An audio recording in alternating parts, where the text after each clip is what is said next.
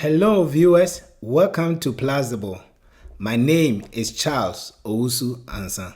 In this episode, I'll be talking about living a fulfilled life.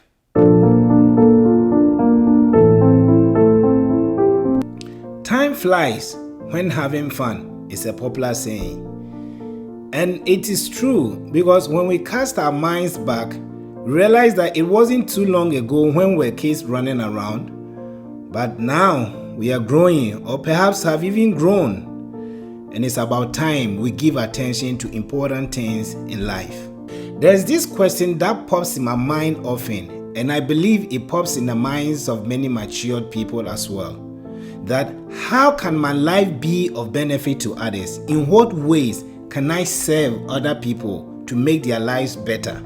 You know, as children, we lived a very selfish life. Children live selfish life because they haven't grown to the point of knowing to share their lives with others. For them, everything is to them, me.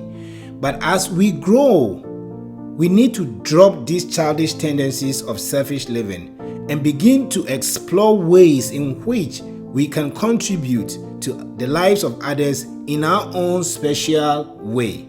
It is when we begin to give to others, when we spend our lives for the benefit of others, that is when we begin to experience fulfilled life.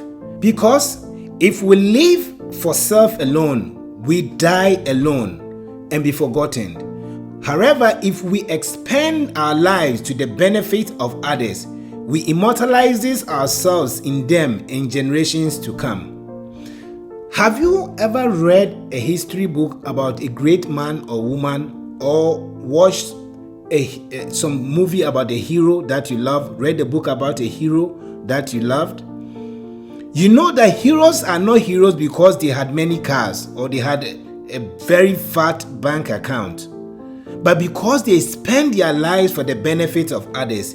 They might have taken their lives into their hands to save other people or save a community, to stand up to evil and to defend the powerless.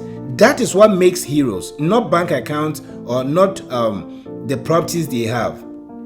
For me, it is not right, in my opinion, to come on earth, eat, drink, grow, and just die without being a blessing to people around you, without being a blessing to anybody.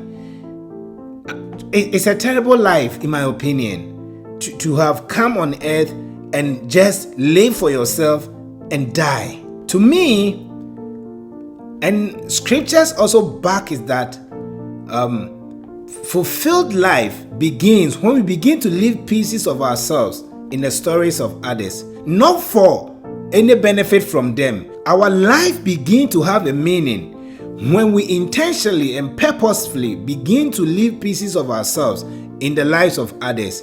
What am I saying? That when we begin to find ways to contribute to the lives of others, that is when we begin to experience a fulfilled life.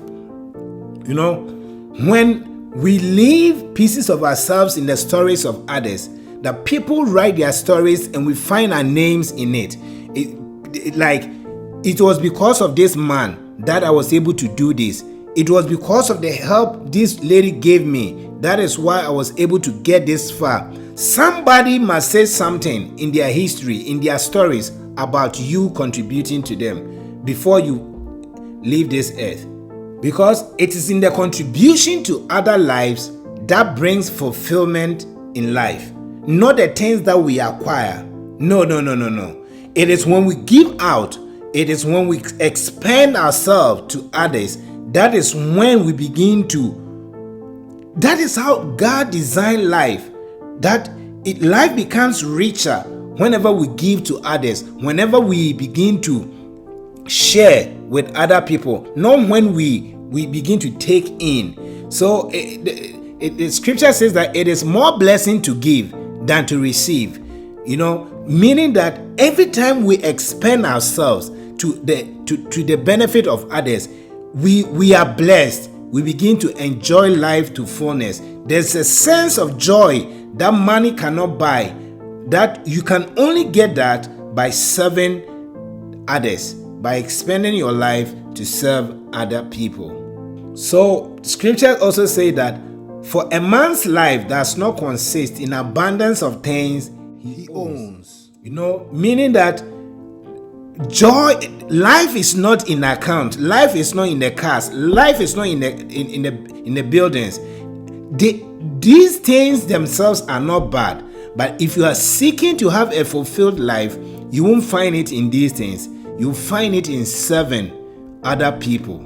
Look at a seed of corn or any other seed at all. It just remains a single seed if it remains in itself. But whenever it gives itself to the soil and dies, it then grows to bear hundreds of seeds.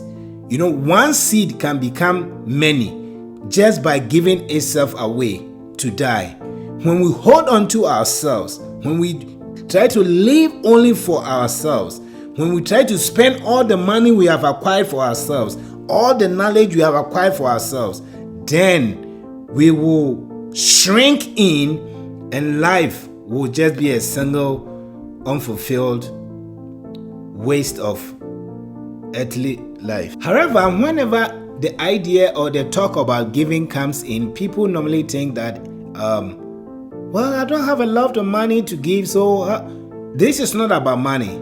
If money is what you have, then money is what you give. But you may not have money, but you may have time. You may have knowledge. You may have some testimonies. You may have certain experiences that you can share with people to make their lives better. Everyone has something to give. Nobody is exempted. Everyone has something to give. So reach into yourself today. As you hear me speak, begin to think about your unique ways you can contribute to the lives of others. And when you find it and do it, your life will be meaningful. You will have a fulfilled life that only giving yourself can bring. God bless you.